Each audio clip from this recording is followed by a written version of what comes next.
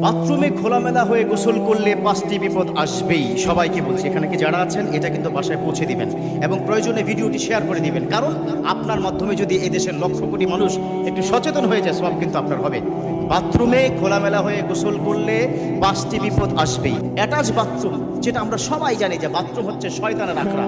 এই জন্য আমার রাসূল সাল্লাল্লাহু আলাইহি ওয়াসাল্লাম দোয়া শিক্ষা দিয়েছেন, বাথরুমে ঢুকবে বাম পা দিয়ে, আর এই দোয়াটা যদি পড়ো আল্লাহ তোমাকে সেভ করবে। আল্লাহুম্মা ইন্নী আউযু বিকা মিনাল খুবুথি ওয়াল খাবায়েস। সেই শয়তানের আখড়া, বজ্জিনের একটা আখড়া, সেখানে যদি আপনি খোলামেলা হয়ে গোসল করছেন তো 5টি মহা বিপদ আপনার আসবেই। 1 নম্বর হচ্ছে মূলত জিন ভূত যা কিছু আপনারা বলেন, বজ্জিন পুরোটাই থাকে কোথায়? বাথরুমের মধ্যে।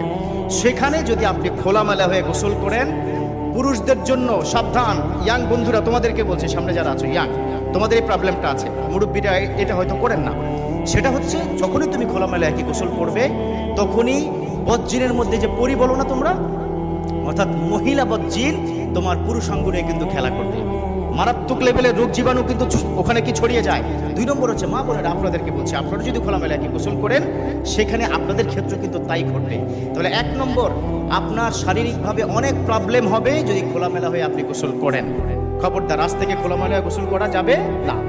2 নম্বর হচ্ছে, it's the most important, every single young people, তোমাদেরকে বলছি, এই বাজে স্বভাবটা ইয়াংদের মধ্যে আছে।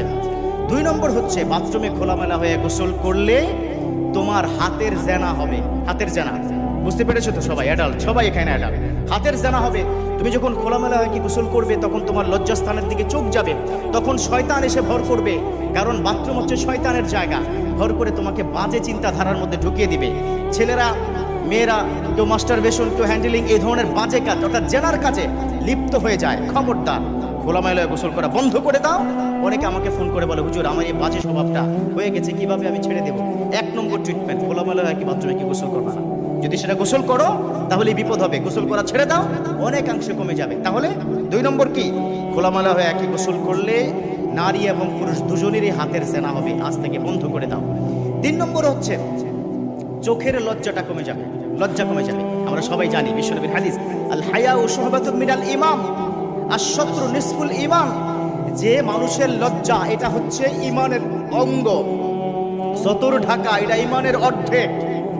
অর্থাৎ তুমি যখন খোলামেলা হয়ে গোসল করবে, তখন তোমার লজ্জা কমে যাবে। আর যার মধ্যে লজ্জা নাই, তার মধ্যে যে কোনো পাপ হতে পারে। ঠিক আছে, লজ্জা কিন্তু চলে যাবে, এটা মাথায় রাখতে হবে।